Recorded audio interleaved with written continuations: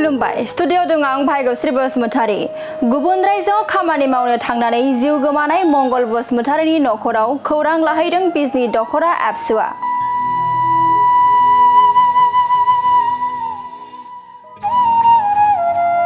चिरां बिजनि दख'रानि 1 नं दङागाव गामिनि थागिबि मंगल बसुमतारीया खोला भारतनि तेलेंगाना रायजोआव नखरनि रांखान्थिखौ जौगाहोनो खामानि मावनो थांनायाव 16 जुन खालाराव अफजलगन्ज उस्मानिया जेनेरेल हस्पिटालाव गोब्राब लोमजानायजों रुंसारि जादोंमोन। रुंसारि जानाय नख'राव थांनानै बिजनि दख'रा ABSUनि आफादगिरि सुबिलाल दैमारिजों लोगोसे रांगिरि गोगोम बसुमतारी, गेलेमु नेहाथारि सुलेन बर' बिथांमोननि मोनसे हानजाया थांनानै खौरां लाहैदों। रुंसारि जानाय मंगल बसुमतारीया गासै 6 फिसाफोर दंमोन।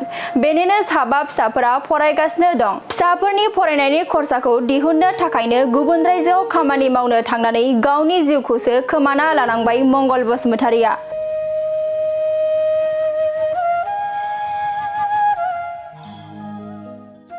रुंसारि मंगल बसुमतारीनि बिसि बेलश्री बसुमतारीया दा हारसिङै फिसाफोरनि फरायनायनि खरसाखौ दिहुननो हायैखौ नुहुरनानै फारसेथिं मंगल बसुमतारीनि सारादु खुंनायनि थाखाय आथिखालनि बिटिआर सरकारखौ जा एसे हायो राङारि अनसुंथाइ होनानै दुखुथिया नखरखौ हेफाजाब खालामनो खावलायदों बिजनि दख'रा ABSUनि आफादगिरि सुबिलाल दैमारिया।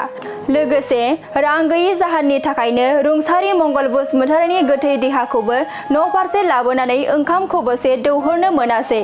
जोबथा बिदाय समावबो मोखां नुवासै। बेनिखायनो रुंसारि मंगल बसुमतारीनि सारादु खुंनायजों लोगोसे 7 फिसाफोरनि फरायनायाव मदद होनो थाखाय बिटिआरनि खुंगिरि प्रमद बर'निसिम अनसुंथाइ हरनो खावलायहरदों बिजनि दख'रा ABSUनि आफादगिरि सुबिलाल दैमारिया। तेलेंगानानि कुतुर होननाय जायगायाव कम्पानियाव खामानि मावनो दंहैयोमोन।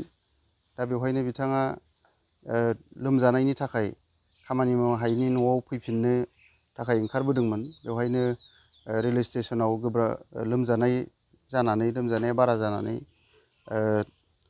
हस्पिटालाव बिथांखौ एडमिट खालामनाय जायो।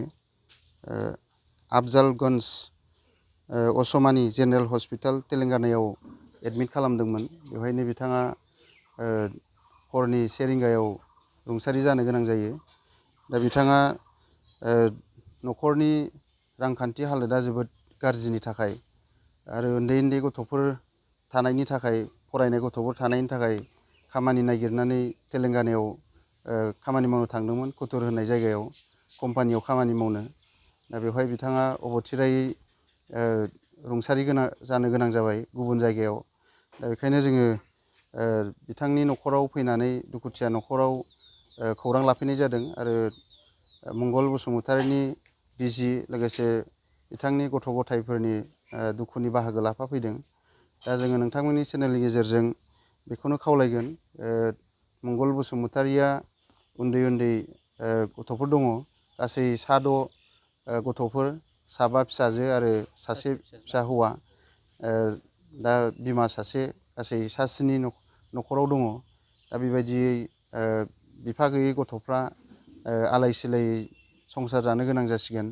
दा बेखायनो जोङो जिहेथु बिथाङा जोंनि ओनसोलाव बेबायदि जेबो खामानि गैयिखाय गुबुन जायगायाव खामानि नागिरनानै न'खराव गथ' गथायफोरखौ फोरोंनायनि अनसुंथाइ रांखान्थि बुथुमनो थाखाय ओंखारलांदोंमोन। दा बेवहायनो बिथाङा गुबुन जायगायाव रुंसारि जाहैनो गोनां जायो। दा जोङो बेखायनो नोंथांमोननि चेनेलनि गेजेरजों खावलायदों बिटिआर गभर्नमेन्टखौ, जाहाथे जिहेथु उन्दै फरायसाफोर फरायनाय थाबाय, दा बे मंगल बसुमतारीनि न'खराव जाहाथे रांखान्थियारि अनसुंथाइ हरो दुखुथिया न'खराव। मानोना बिथाङा खामानि नागिरनानै गुबुन जायगायाव थांदोंमोन।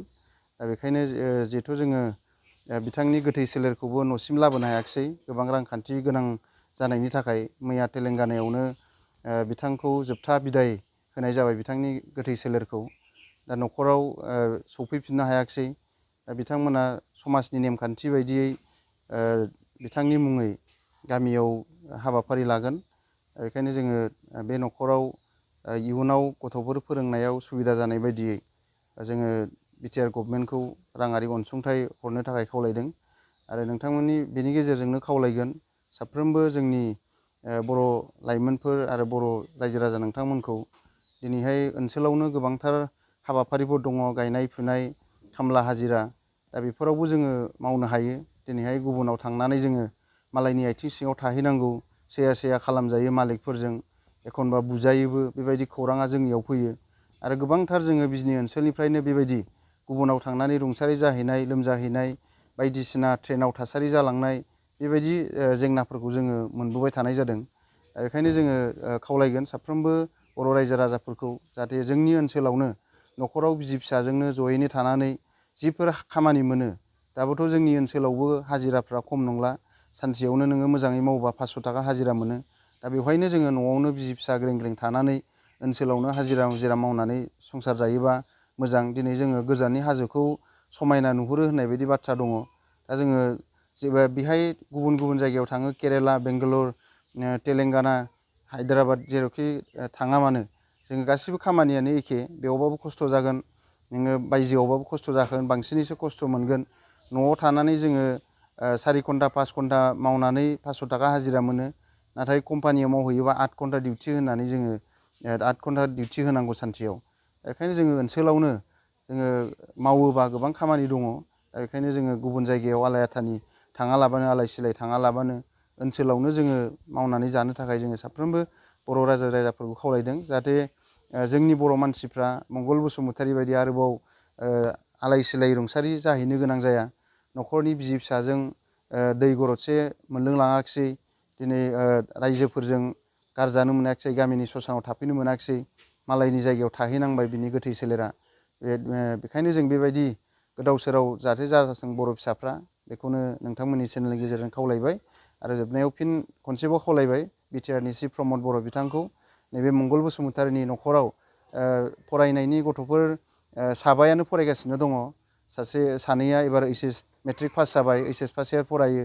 सासेया क्लास 7आव फरायगासिनो दङ, सासे डिग्री मोनबाय एबार। दा बे फरायनायाव मदद जानाय बायदि जाहाथे रांखान्थि अनसुंथाइ हरो, बेखौनो नोंथांमोननि चेनेलनि गेजेरजों बिटिआरनि चिफ प्रमद बर'निसिम